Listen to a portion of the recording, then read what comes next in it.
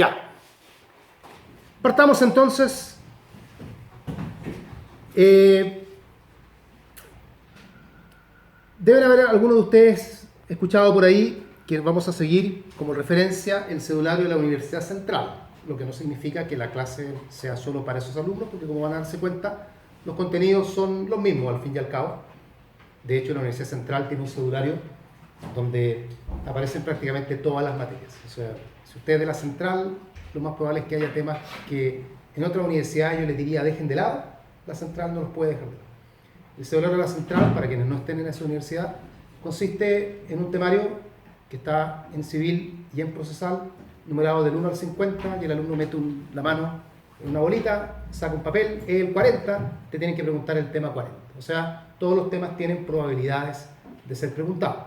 Obviamente hay temas que aparecen más que otros, ¿ya? Así que yo voy a tratar de darle prioridad a esos temas. Uno diría, ¿son los más importantes los que aparecen mayor cantidad de veces? Sí, pero a veces pasan cosas curiosas. Por ejemplo, el contrato compraventa tiene un solo numerito. En cambio, otros contratos como la sociedad tienen 3. Entonces uno, si está en la Central, tiene más probabilidad de que le pregunten sociedad a que le pregunten compraventa. Cosa que en ninguna otra universidad debiera pasar. De hecho, en cualquier otra universidad yo le diría al alumno no se estudie la sociedad. ¿Para qué? Si se pasa en comercial más que en civil. La sociedad civil sirve de poco o nada en la realidad. Si estudiese la compraventa. Entonces son temas muy aislados con los que sucede eso. Hoy día vamos a tratar un tema que es el tema de inicio de cualquier curso por lo demás y que aparece en el cedulario de la Central en 3 ocasiones y que son los principios inspiradores del Código Civil, pero aplicados dentro del Código. Es decir, no solamente saber en qué consiste cada principio, no solo eso, sino que además ver cómo ese principio aparece dentro del Código Civil. Tienen que tener ojo porque el tema de los principios es un tema que aparece en distintas materias, ¿ya? A uno le pueden preguntar principios inspiradores del Código Civil, que es lo que vamos a ver hoy día, pero también a uno le pueden preguntar principios en materias puntuales, los principios de la contratación, por ejemplo, o los principios básicos del derecho de familia, o los principios del derecho sucesorio. Entonces esos principios, cuando uno le preguntan por principios específicos, son principios de temas puntuales. Por dar un ejemplo, si a mí me van a preguntar por los principios del derecho de familia, yo no saco nada con hablar del enriquecimiento sin causa, probablemente, porque ese es un principio que en el derecho de familia no es un principio realmente tan importante. Si me preguntan por los principios inspiradores del derecho civil, tampoco tiene mucho sentido que yo diga la protección al cónyuge más débil, porque en realidad ese es un principio propio del derecho de familia. Uno tiene que aprender, en lo ideal, a separar los principios dentro del área en que corresponde. Nosotros vamos a quedarnos hoy día con los principios más relevantes. No hay ningún principio que sea más importante que otro. O sea, no hay una jerarquización en materia de principios. Uno podrá estimar la autonomía de la voluntad es el más importante. Y para efectos del estudio probablemente sí lo sea, porque es aquel del cual uno más maneja contenido, donde uno más encuentra ejemplos también. Pero eso no es porque sea el más importante, porque no hay ninguno que realmente sea el más importante. Y tampoco hay una cantidad determinada de principios. No es que a uno le puedan decir, hábleme los 5 principios, porque si para ti son 5, para mí tal vez son 7. Para mí son 8, para mí son 10. Yo siempre coloco los extremos. El texto del profesor Carlos Tucci, Derecho Civil, parte general, trata 4 principios nada más. En cambio, si uno se va al otro extremo y mira, por ejemplo, los apuntes del profesor Orrego, aparecerán 14 principios. Entonces, por eso la cantidad de principios va a depender también del autor que uno siga. Pero más allá de eso, hay principios que siempre están. Hay principios que no importa qué autor uno siga, siempre van a estar ahí. Y esos son los principios que uno tiene que saber al final.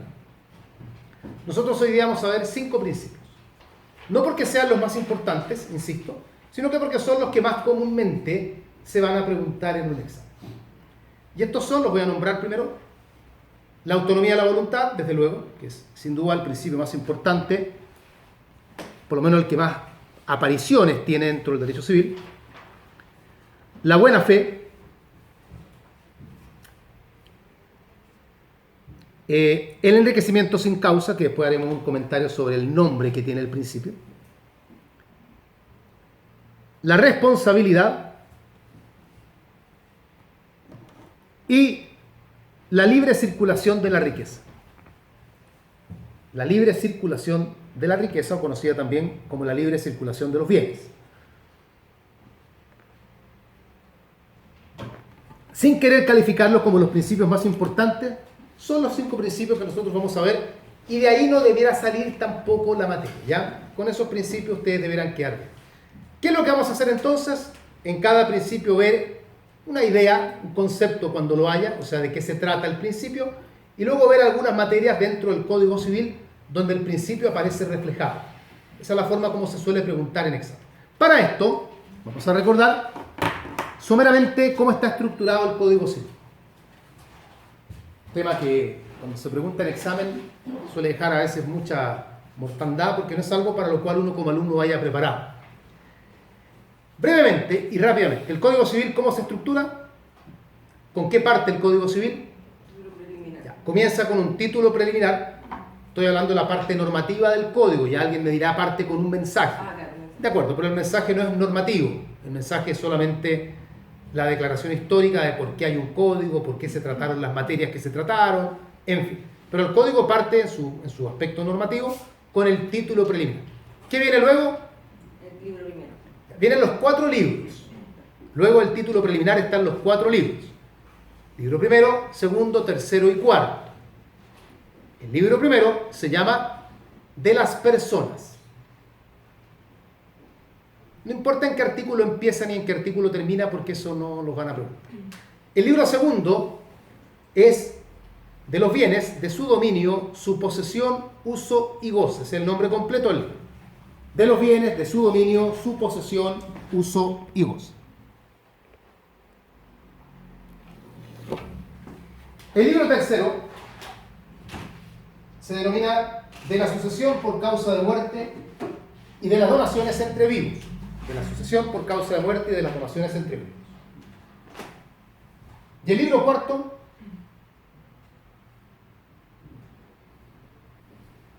de los contratos en general y de las obligaciones, o al revés, de las obligaciones en general y de los contratos, para dar el nombre textual. De las obligaciones en general y de los contratos. ¿Estamos claros entonces? Ya, partamos con la autonomía de la voluntad.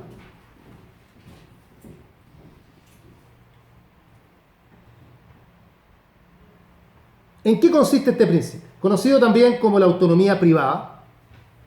De hecho, hoy día se le llama más autonomía privada que autonomía de la voluntad.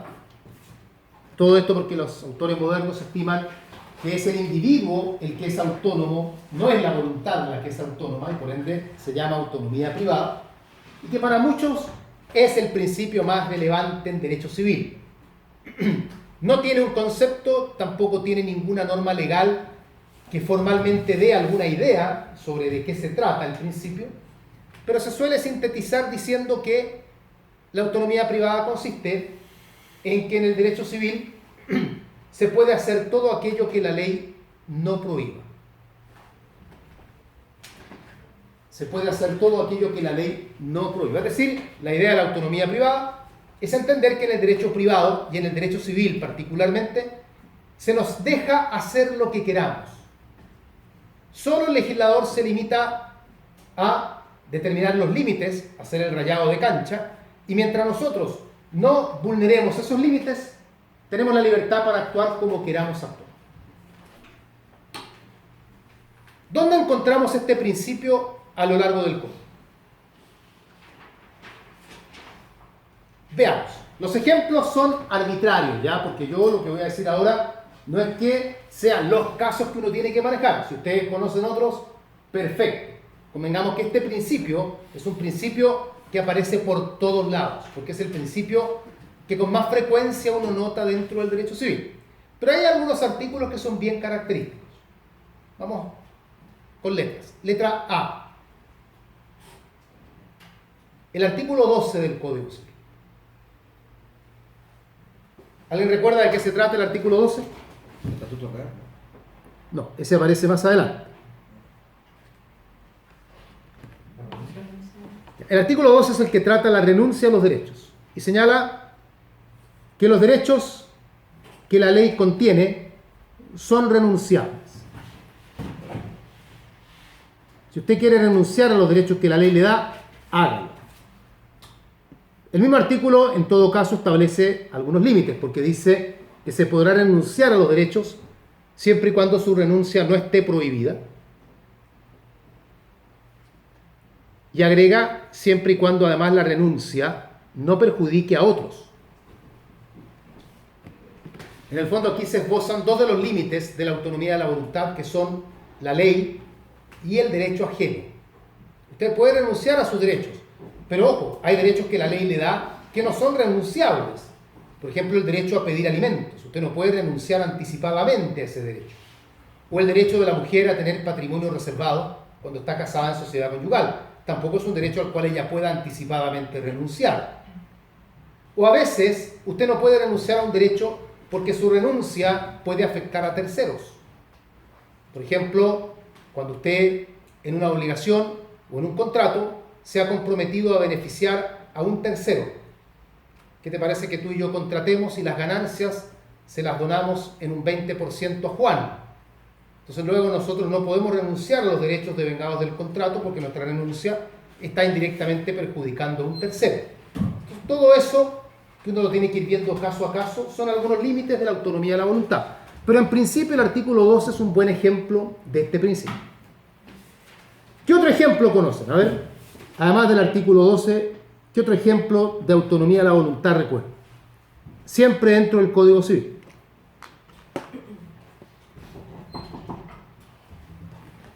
¿Algún otro ejemplo? Beatriz Catalán. ¿Es de acá o no? Beatriz Catalán, ¿no? ¿No? No es. Ya. ¿Qué me decían?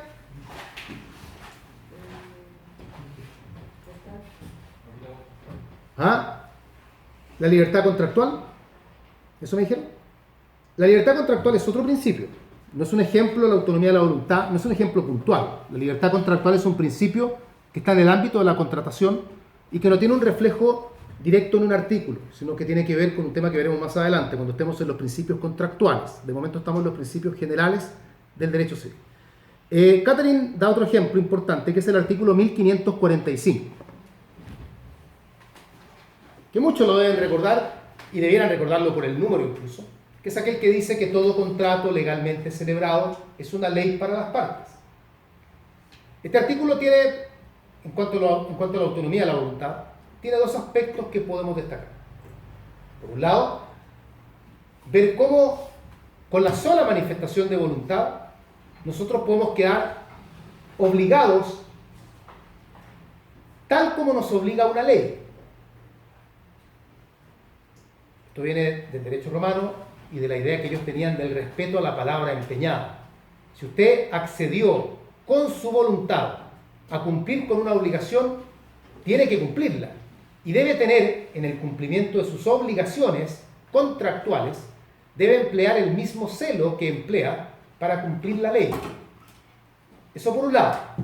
Y por otro lado, también aparece acá la autonomía de la voluntad, puesto que el propio artículo nos demuestra que con la misma declaración de voluntad con la que nos hemos obligado, podemos también dejar el contrato sin efecto. Puesto que el artículo dice, de mala manera, porque no está muy bien redactado el artículo, alega que el contrato puede quedar sin efecto por consentimiento mutuo. O sea, está haciendo una referencia a un tema que veremos más adelante que se llama resiliación. La posibilidad de que las partes, una vez que han contratado, puedan de común acuerdo dejar el contrato sin efecto. Tanta fuerza tiene la voluntad que permite crear un vínculo jurídico y también permite disolver. Así que el artículo 1545 también es un buen artículo en esta materia. Otro artículo de la autonomía de la voluntad, también un artículo fácilmente recordable, es el 1444. 1444.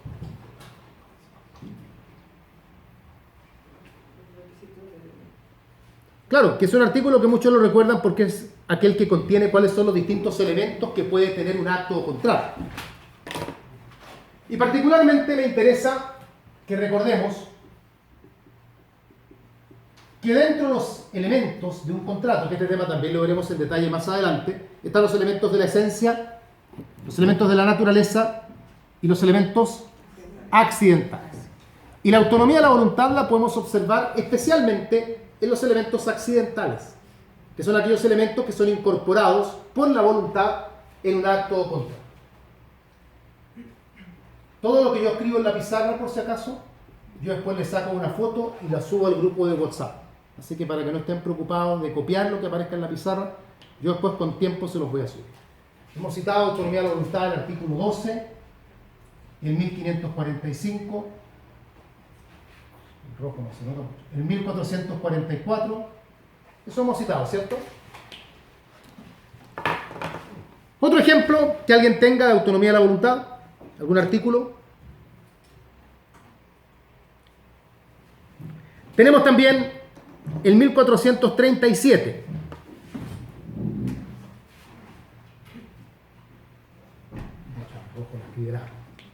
Cambio de lápiz. 1437. ¿Quién recuerda de qué se trata el 1437? Bueno, era permanente por si acaso.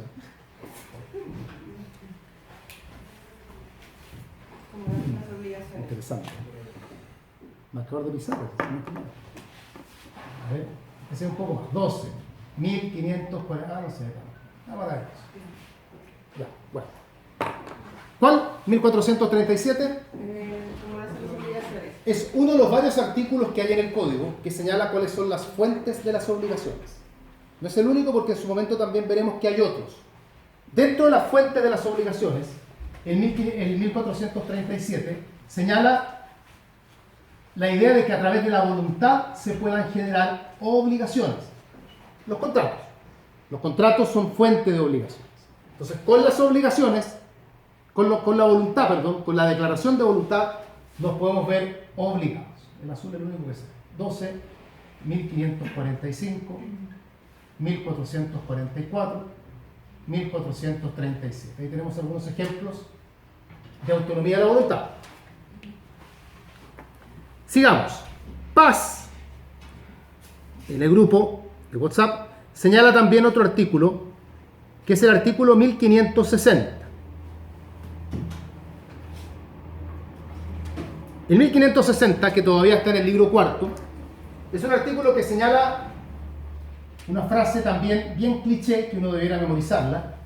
Conocida claramente la intención de los contratantes, deberá estarse a ella más que a lo literal de las palabras. Es un artículo en el fondo que nos está indicando que para interpretar lo que señale el contrato, se debe estar primero a la intención de los contratantes. O sea, el contrato significa lo que las partes quieran que signifique. Esto lo vamos a ver también más adelante con más calma porque es un tema importante. De momento lo señalamos solamente como un reflejo de la autonomía de la voluntad. Otro artículo donde aparece reflejada también la autonomía de la voluntad es el 1887. Artículo 1887. Que señala que al contrato de compra-venta, las partes le pueden incorporar los pactos que estimen pertinentes. O sea, las partes tienen libertad para agregar los pactos que quieran al contrato de compra-venta. Esto es importante porque a esta altura del código, en estos artículos, 1887, los artículos anteriores, el código había tratado ya algunos pactos de la compra-venta. El pacto comisorio, el pacto de retroventa, el pacto de retracto, y luego termina agregando, en el fondo, ¿sabes qué? Estos no son los únicos pactos que puede haber en la compraventa. Las partes tienen la libertad de agregar los pactos que estimen pertinentes. Otro ejemplo es el artículo 582. El último que vamos a dar para no monopolizar tanto con la autonomía de la obra. El 582, perdón. que es el artículo que define el dominio. Y que al definir el dominio, dice que el dominio es el derecho real que se tiene sobre una cosa corporal para gozar y disponer de ella arbitrariamente, no siendo contra la ley ni contra el derecho ajeno. En este momento me interesa que nos detengamos en la palabra arbitrariamente, porque ahí está la connotación de la autonomía de la voluntad. Me está diciendo la ley, si usted es dueño de algo, usted con ese algo puede hacer lo que quiera. Puede usar, puede gozar, puede disponer, aun cuando la definición no dice usar, va implícito. Tiene límites. El derecho ajeno, la ley, se dan cuenta que vuelve el código a dar vuelta sobre los mismos límites que había señalado ya en el artículo 12. Pero si usted es dueño de un auto, usted con su auto haga lo que quiera. Estaciónelo, condúzcalo, quémelo, destrúyalo, véndalo, regálelo. Pero claro, no vulnere el derecho ajeno, no vulnere a la ley, mientras no haga nada de eso, usted arbitrariamente puede hacer con sus cosas lo que estime pertinente. Ahí tenemos entonces el primer principio, la autonomía de la voluntad. ¿Alguna duda sobre este principio? ¿Preguntas? No, nada, y ya. Sigamos. Segundo principio, y no es que estemos yendo en un orden de importancia ni nada parecido, está el principio de la buena fe.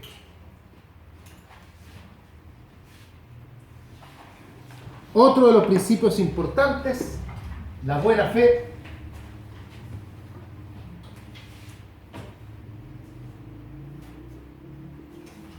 definida por el Código Civil en materia de posesión. Vamos a colocar al tiro el artículo pertinente, que es el 706. En materia de posesión, el Código dice que la buena fe es la conciencia de haberse adquirido el dominio de la cosa por medios legítimos, exentos de fraude y de cualquier otro vicio. La conciencia de haberse adquirido el dominio de la cosa por medios legítimos, exentos de fraude y de cualquier otro vicio. Ese es el concepto legal de buena fe, pero ese es un concepto legal que funciona bien para la posesión nada más. Porque si hablamos de la buena fe en otras materias, claramente ese concepto no nos ayuda mucho. Por eso la doctrina da un concepto diferente de buena fe. Y dice que la buena fe es la conciencia de estar o actuar. Estar o actuar en la vida jurídica por medios legítimos, exentos de fraude y de cualquier otro vicio.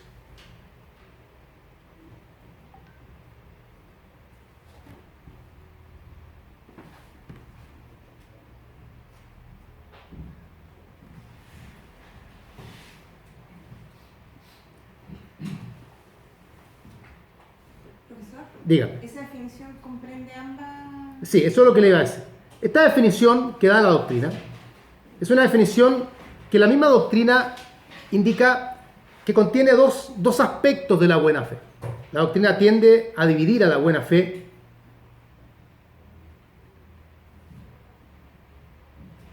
en dos. El estar de buena fe y actuar de buena fe. El estar de buena fe y el actuar de buena fe. El estar de buena fe, conocido también como la buena fe subjetiva, tiene que ver con lo que define el artículo 706, donde la buena fe no está medida por lo que yo hago, sino que tiene que ver con la disposición que yo tengo. En palabras más simples,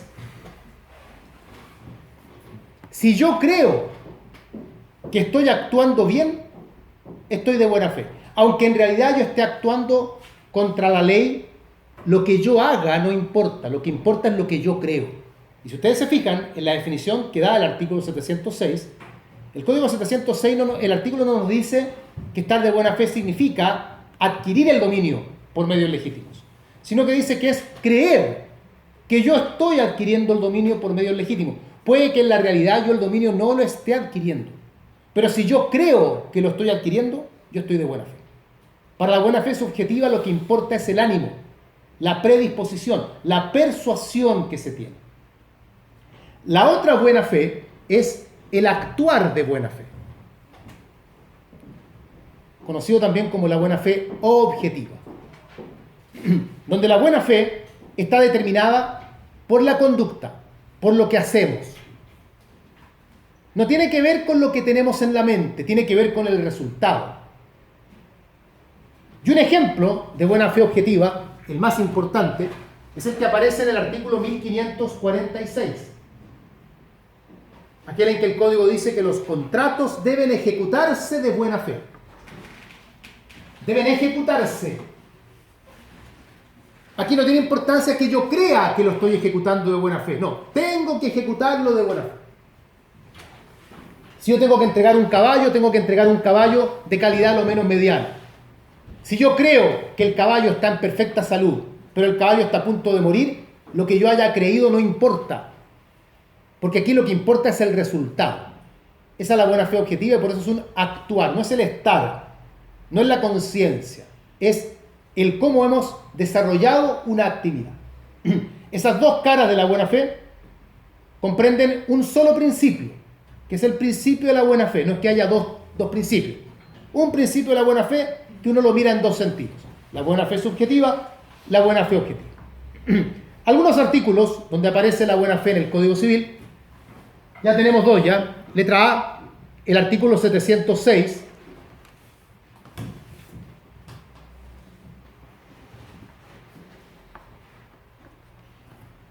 que señala,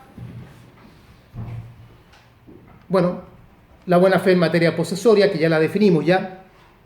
De hecho, en la posesión, la buena fe tiene mucha importancia porque está asociada con un tipo de posesión que es la posesión regular.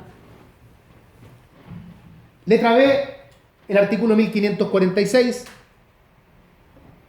que justamente lo vimos también, que dice que los contratos deben ejecutarse de buena fe. Un artículo que ha sido por la doctrina moderna un tanto criticado, porque se ha dicho que aquí Andrés Bello, en este artículo 1546, tuvo una visión muy sesgada de lo que es la buena fe. ¿Por qué? Este es otro tema, pero lo vamos a graficar igual. La vida de un contrato, yo sé que esto no es una idea simbólica para que ustedes la imaginen, la vida de un contrato está compuesta por 3 etapas. La primera etapa es la preparación del contrato, que tiene que ver con las tratativas preliminares, cuando las partes están negociando para ver si contratan o no contratan. Profesor, ¿cuándo es su curso? ¿Qué horario tiene? ¿Cuánto me cobra? Dígame qué materias ve. Esa es la etapa de negociación. Primera etapa. La segunda etapa es la etapa de celebración del contrato. Cuando las partes ya han llegado al acuerdo y han decidido contratar, entonces contratan. Y la tercera etapa es la etapa de la ejecución, aquella en que las partes van a cumplir con las obligaciones emanadas del contrato. De acuerdo al 1546, la buena fe debiera estar presente solo en la última etapa, lo que la doctrina ha criticado porque ha dicho, con toda la razón del mundo, que la buena fe debe estar presente en todas las etapas del contrato. Los contratos se preparan de buena fe, los contratos se celebran de buena fe y se ejecutan de buena fe. Y el código erróneamente habla solo de la última etapa. Esto es lo que se conoce, precisamente como lo indica Manuel por ahí, como el íter contractual. Si a alguien le llegan a preguntar en un examen qué es el íter contractual, son estas 3 etapas. Íter es, en latín, camino. Este es el camino del contrato, la vida del contrato. Como el iter crimini, pero acá el íter contractual. Preparación, celebración, ejecución. Otro artículo en el que aparece la buena fe es el artículo 197. Estamos dando ejemplos también, porque la buena fe es un artículo bastante presente a lo largo del Código Civil. El 197, que es un artículo que tiene que ver con la filiación.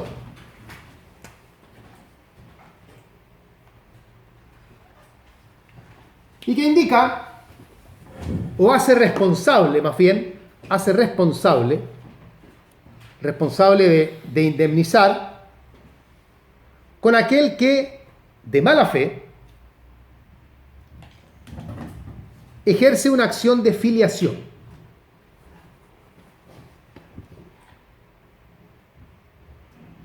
O sea, para que lo lleven a tiempo actual, imaginen que a sabiendas, nosotros que estamos en la sala, que no somos hijos de Álvaro Salas, lo demandamos. Y lo demandamos solamente para dañar la imagen de él, para que aparezca en todas las portadas de los diarios. 25 personas demandan, y lo hacemos a sabiendas que él no es nuestro padre. Estamos actuando de mala fe y el artículo señala que debemos indemnizar todo daño que hayamos causado al lesionar la honra de la persona a quien hemos demandado. Otro ejemplo de buena fe o mala fe, que es el contraste que aparezca en el Código Civil. ¿Alguien recuerda algún otro ejemplo? ¿Alguna otra materia que aparezca por ahí? Tenemos también, siempre en la buena fe, el artículo 2468, que también contiene un tema que veremos en su momento, que es la acción pauliana. No quiero aquí entrar en el detalle, pero en la acción pauliana, la buena fe cumple un rol fundamental, porque uno de los requisitos para poder intentar la acción pauliana es probar que aquí se actuó de mala fe. Y esa prueba habrá que dirigirla contra determinadas personas, y ahí entran a rayar otros factores. Por ejemplo, si el contrato celebrado fue gratuito, fue oneroso, para saber si la mala fe habrá que probarla solo en un sujeto o en ambos sujetos. No voy a profundizar en eso ahora, pero por lo menos el tema de la buena fe y la mala fe también aparece ahí contemplado. Otro artículo es el artículo 94. El artículo 94 corresponde a la muerte presunta y castiga también a aquellos que de mala fe solicitan la muerte presunta de otro. Entendiendo por mala fe, por ejemplo, pedir la muerte presunta de un sujeto sabiendo que está vivo. Aprovechemos que nuestro tío viajó al África a un safari de 10 años, pidamos la muerte presunta y nos quedamos con todo su bien. Eso es actuar de mala fe. Hay que probarla naturalmente y no nos vamos a meter tampoco en profundidad, pero aparece la buena fe ahí. También, otro ejemplo que lo señala Manuel, que es muy importante, son los artículos 1490 y 1491. Dos artículos fundamentales en el estudio del derecho civil, que están vinculados con un tema que es la resolución. La resolución, en el corazón del estudio de la condición resolutoria, efectos de las obligaciones. Y en ese artículo, en ambos, 1490 y 1491, para saber cómo la resolución de un contrato afecta a terceros, el código señala que hay que ver si el tercero estaba de buena o de mala fe, para saber en qué dimensión él se verá afectado. Tampoco voy a profundizar ahora, este es un tema que claramente lo veremos cuando corresponda, pero también la buena y la mala fe ahí aparecen. Y un último ejemplo, el artículo 906, y desde allí en adelante en realidad, porque ahí están tratadas las prestaciones mutuas. Y en el estudio de las prestaciones mutuas también es importantísimo si el sujeto del poseedor que ha sido vencido o del reivindicante, cualquiera de ambos, estaba de buena o de mala fe, para saber la extensión de las prestaciones que se restituyen. ¿Qué pasa, por ejemplo, si el poseedor hizo mejoras? ¿Se le reembolsan o no se le reembolsan las mejoras? Y ahí el código empieza, bueno, cuando hizo las mejoras, primero veamos qué tipo de mejoras son, y luego veamos si estaba de buena o de mala fe cuando las hizo, porque eso va a variar qué tanto se le va a reembolsar, y puede que no se le reembolse nada, puede que se le reembolse todo, en fin, todo vinculado, insisto, con la buena o mala. Ahí tienen entonces, hay otras materias, de hecho ahí sus compañeros siguen dando ejemplos, pero no vamos a monopolizar todo con la buena fe hoy día, vamos a continuar con otro principio. Tercer principio. El enriquecimiento sin causa.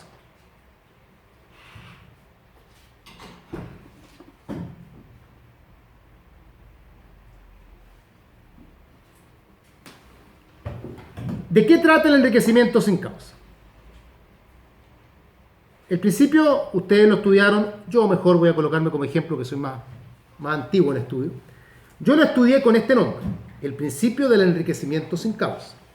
Pero hoy en día el principio se conoce con otro nombre. Se conoce como el rechazo al enriquecimiento sin causa. Todo esto porque la doctrina lo que quiere dar a entender es que no es que estemos persiguiendo que haya enriquecimiento sin causa, sino que lo contrario, evitar que haya enriquecimiento sin causa.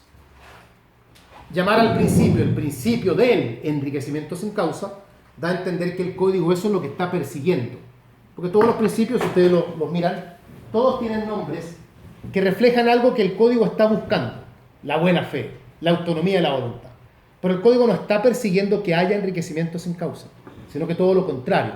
Por eso el principio hoy se llama el rechazo al enriquecimiento sin causa. ¿Por qué el código rechaza que haya enriquecimiento sin causa? Simplemente porque al haber un patrimonio que se enriquece injustamente, tiene que haber otro patrimonio que se empobrece injustamente. Porque la ganancia no puede surgir de la nada. Si alguien gana, alguien tiene que perder.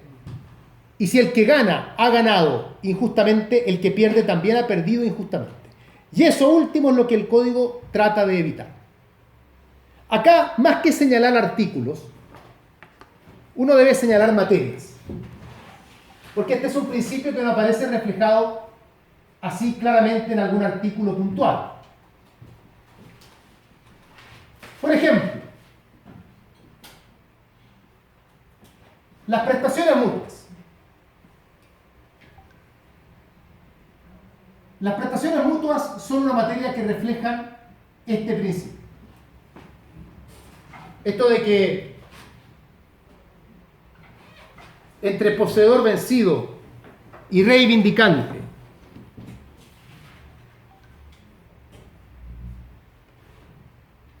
tengan que restituirse de repente las mejoras, los frutos, es para evitar justamente que haya enriquecimiento sin causa. Por ejemplo, resulta que yo he perdido un caballo y el caballo ha sido tomado bajo posesión por Gabriela. Y luego de 3 años yo reivindico, yo recupero el caballo. Pero resulta que estando en poder de Gabriela, el caballo ha tenido una serie de deterioros. Yo tengo todo el derecho de decir, oye, ¿por qué tengo yo que recibir un caballo en estas condiciones, que está prácticamente listo para que yo le pegue un tiro, cuando el caballo al momento de yo perderlo estaba en perfectas condiciones? ¿Quién me reembolsa a mí todo esto? Ella, por ejemplo, del deterioro del caballo, en el ejemplo, ella obtuvo un provecho, porque ella usó este caballo, que era un caballo de carrera, lo usó para tirar el arado y cosechar siembras, cosechar, en fin, y vender productos. Entonces yo digo, no, tú te enriqueciste a costa de mi pérdida, eso se tiene que corregir, y para eso está entonces este principio. Otra materia vinculada con el enriquecimiento sin causa son las recompensas en la sociedad conyugal.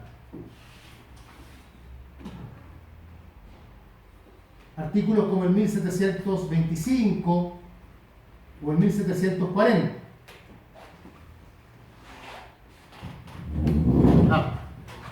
De las prestaciones mutuas coloquemos el artículo donde comienza el tema, que es el 904. ¿Qué tienen que ver las recompensas? También en su momento conversaremos de esto. ¿Por qué, por ejemplo, en un matrimonio casado en sociedad conyugal, por qué si la mujer contrae ella una deuda personal de ella, la mujer atropella a un peatón y tiene que pagarle a ese peatón una indemnización de 13 millones de pesos? Y el que paga es el marido, sacando dinero de la sociedad conyugal. Pero ¿por qué la sociedad conyugal tiene que empobrecerse por una conducta que es personal de la mujer? ¿No es ella la que debería enfrentar esa pérdida?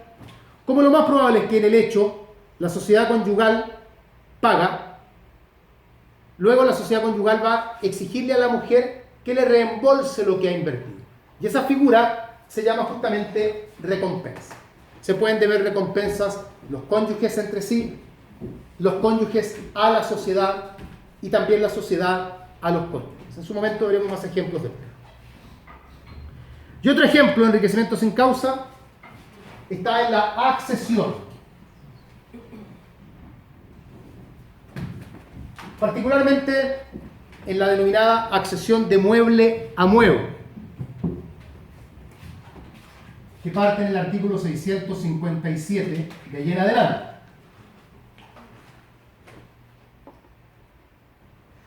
Un ejemplo sencillo.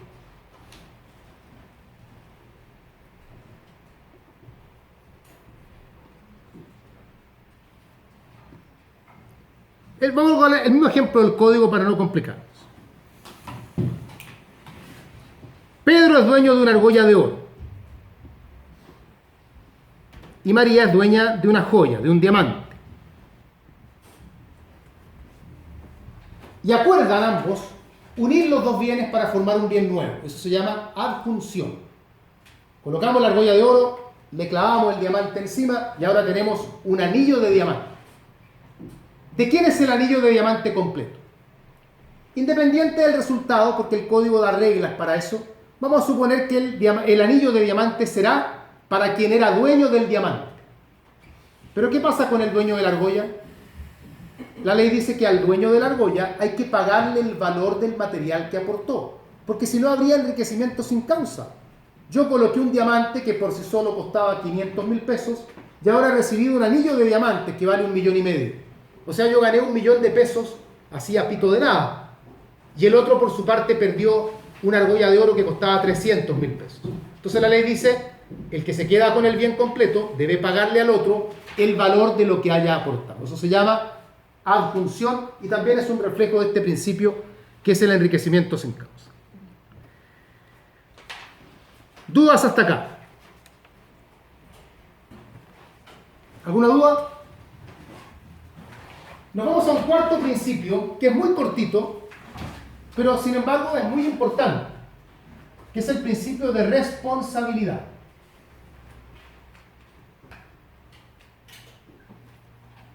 Uno de los principios básicos de todo el ordenamiento jurídico en general, la responsabilidad. Civilmente hablando, porque esa es la parte de la responsabilidad que nos interesa, porque hay responsabilidad penal, política, administrativa, en fin. La responsabilidad civil es, y aquí vamos a dar la definición, la obligación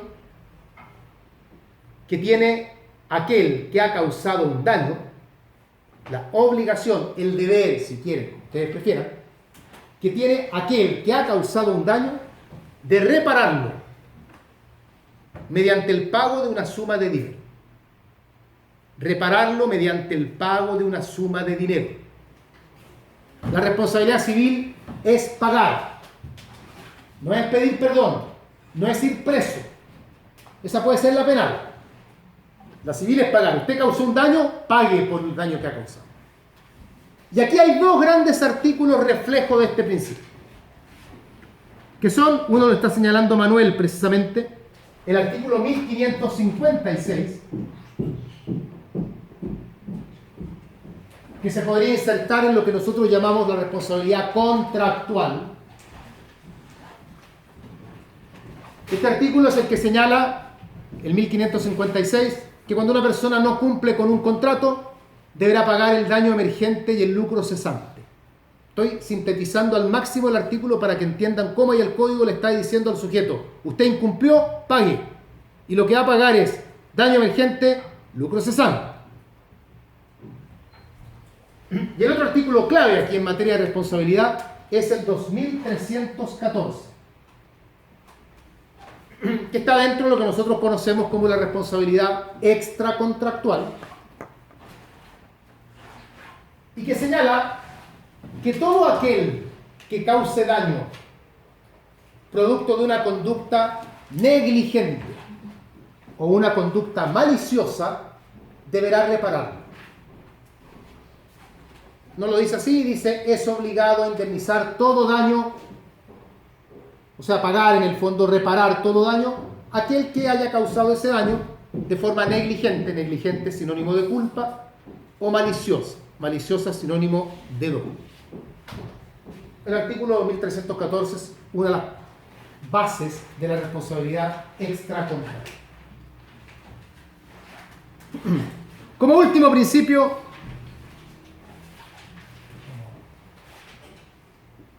separarlo acá para que luego cuando saquemos la foto se vea un poquito más claro dónde está cada uno. Es el principio de la libre circulación de los bienes.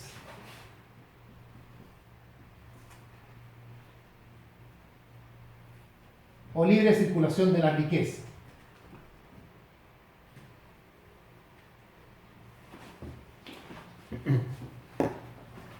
Al legislador civil le interesa que las personas hagan circular sus patrimonios, que dispongan de sus bienes. Usted quiere vender, venda. Usted quiere comprar, compre. Usted no quiere vender, no venda. No quiere comprar, no compre. Tenga la libertad para poder disponer de su patrimonio como usted estime pertinente. El legislador no es partidario de que los patrimonios queden estancados, de estar prohibiéndole a la gente actuar. Por eso, el legislador también ve con terror cuando por A, B o C motivo un patrimonio queda sin quien lo administre. Cuando una persona, por ejemplo, se muere y queda el patrimonio ahí, el legislador entra en estado de pánico de inmediato, porque ¿quién está administrando ese patrimonio mientras tanto? ¿Quién está pagando las deudas? ¿Quién está cobrando los créditos? Y así entonces el legislador ha establecido una serie de instituciones que tratan de combatir situaciones en las que se podría ver que un patrimonio se estanca. Por ejemplo,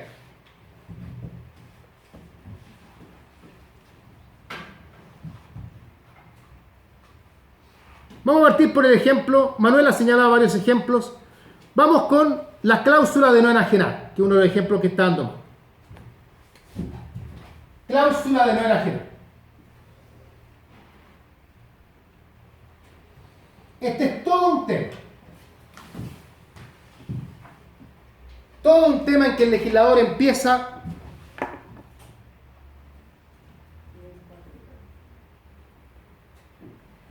a ver con distintas respuestas si acaso vale o no vale que en un acto haya una cláusula que le impida a un sujeto enajenar un bien.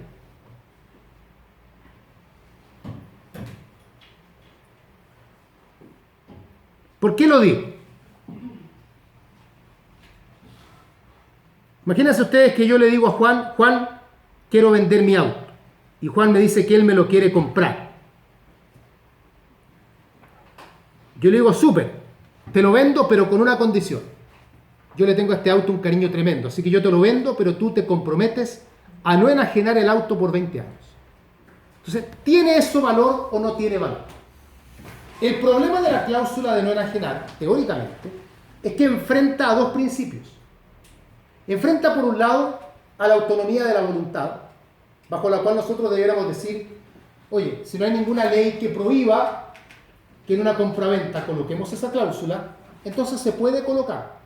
Y tú podrías venderle a Juan, y si Juan, él, está de acuerdo en comprometerse a no enajenarlo por 20 años, es problema de ellos.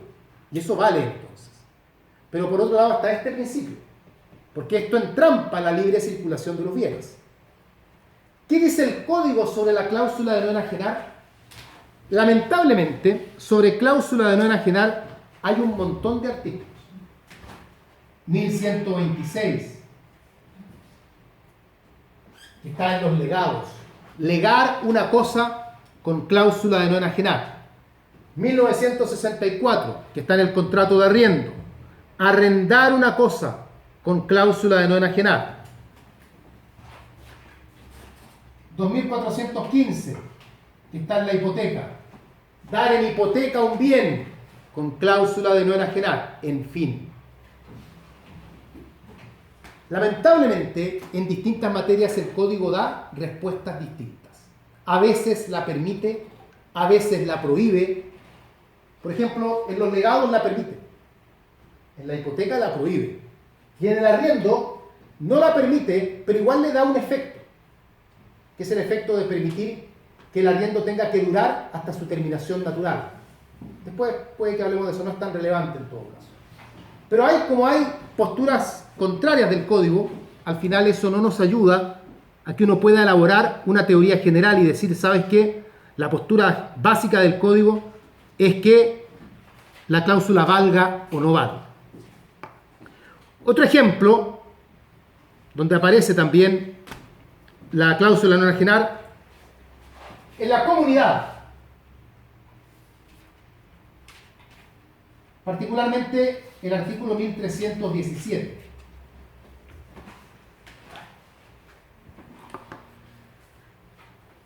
La comunidad entrampa la libre circulación de los bienes.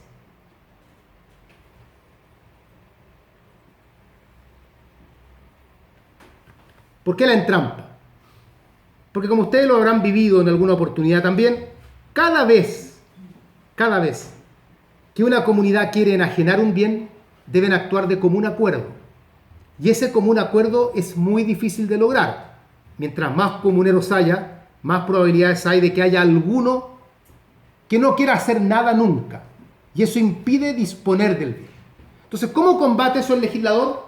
Por ejemplo, en el artículo 1317, señalando que cualquier comunero puede pedir la partición y lo puede hacer en cualquier tiempo. De lo cual se desprende que la acción de partición no prescribe. Nunca va a llegar un momento en que le digamos a un comunero, ¿sabes qué? Llevas tanto tiempo en comunidad que ya no puedes desligarte de la comunidad. No importa, tú estás en comunidad hace 40 años y quieres pedir la partición, pídela.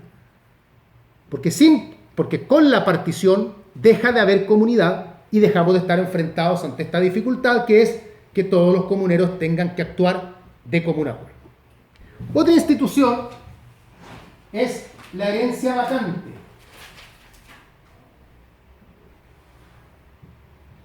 ¿Cuál es la herencia vacante? La herencia vacante, no confundir con la yacente, que la vamos a ver luego. La herencia vacante es aquella herencia que no tiene herederos. Artículo 995. No tiene herederos. ¿Y qué pasa con ella?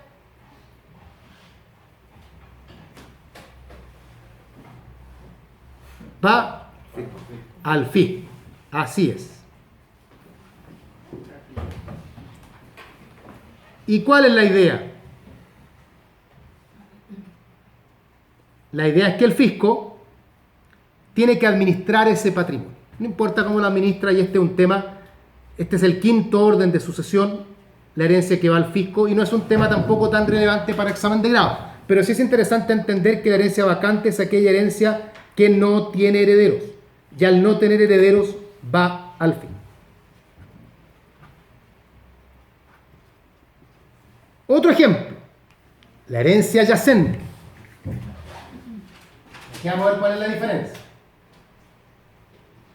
¿Cuál es la herencia yacente? La que le corresponde al fisco. No. La herencia yacente es la que tiene herederos. Tiene herederos. Pero los herederos todavía no aceptan ni repudian. Todavía no aceptan ni repudian.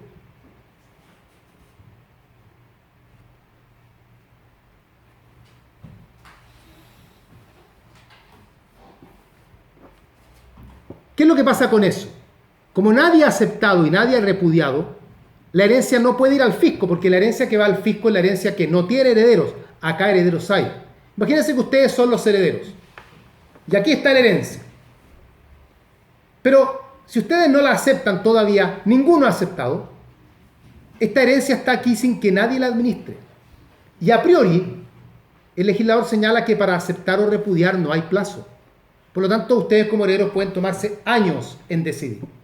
¿Pero qué vamos a tener nosotros? ¿Un patrimonio que va a estar por años sin nadie que lo administre?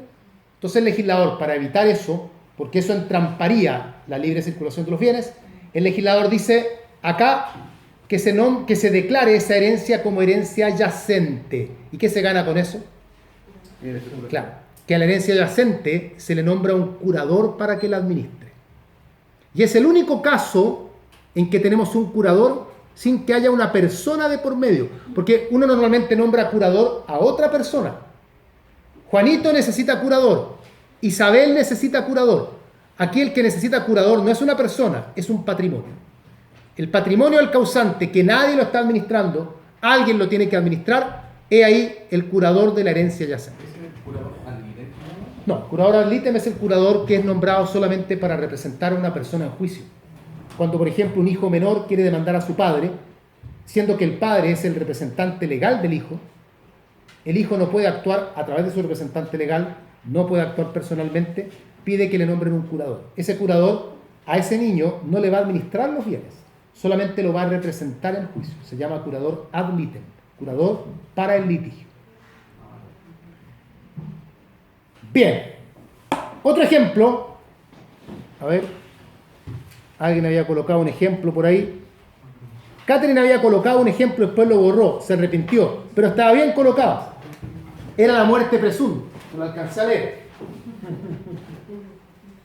La muerte presunta,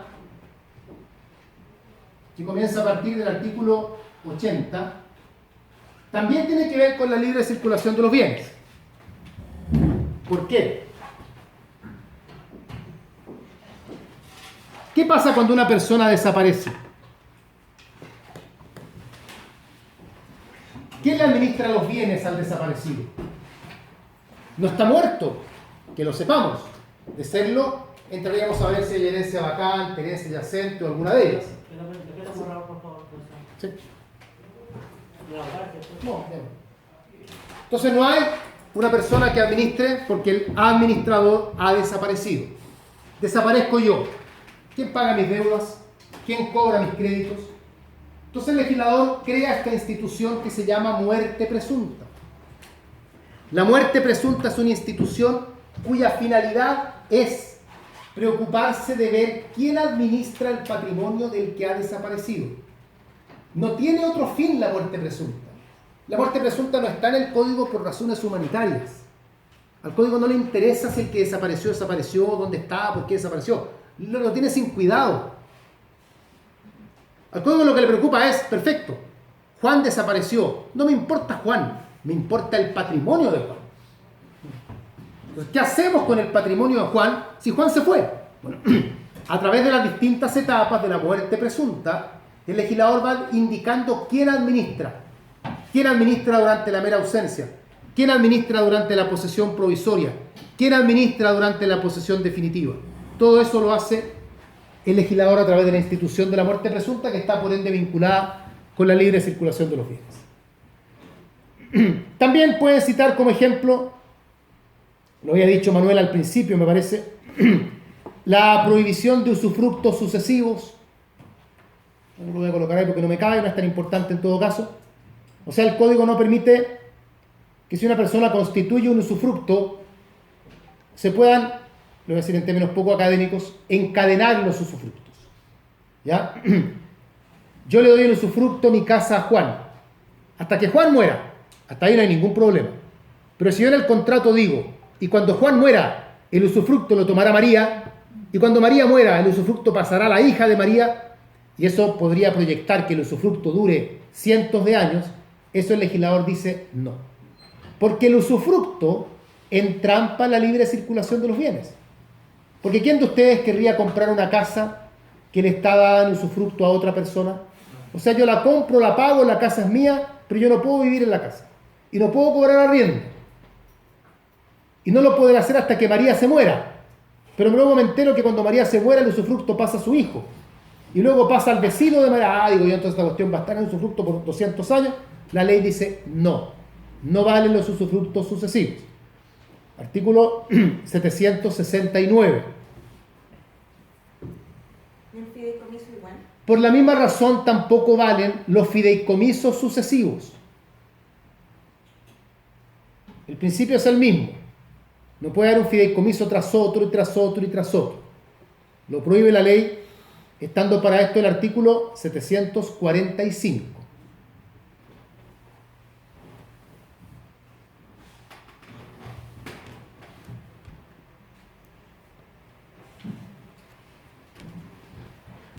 Bien. ¿Cómo estamos hoy? ¿Estamos bien? Ya. Hay más principios, claramente. Podríamos hablar de la protección a la familia, la omnipotencia de la ley, principios más. Eviten, como consejo, eviten los principios constitucionales, la igualdad ante la ley, porque, por ejemplo, porque esos son principios que no solo tienen que ver con el derecho civil, sino que con el ordenamiento jurídico completo. La idea acá es tocar aquellos principios que son propios del derecho civil nada más. Si no, uno puede terminar hablando de la protección a la vida, y algunos textos lo hacen. Yo siempre digo, quédense en lo propio del derecho civil, porque es más fácil además encontrar luego los ejemplos dentro de los libros del código. Bien, estamos por hoy entonces. Voy a sacar la foto de lo que está en la pizarra ahora para enviarlo. Estamos con la clase de hoy. Entonces, para recapitular, yo les voy a través del grupo de WhatsApp, les voy a pedir que me vayan enviando de a poco, ojalá, sus correos para que no me llenen de correo el grupo. Y Gmail, háganlo cuando yo se los pida, pues ya veo que lo van a empezar a hacer ahora.